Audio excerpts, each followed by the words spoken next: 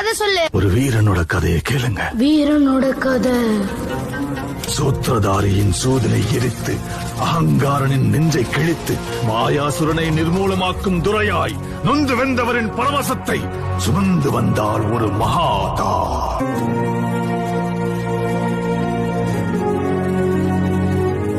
பயந்து மருகி பதரை சுருங்கிய சந்திரன் முகிலின் முந்தானையில் அஞ்சு ஒளிந்திருக்க ஜோதியாய் ஒரு பெண் எரிமலை ஒன்றை பெற்றெடுத்தார்.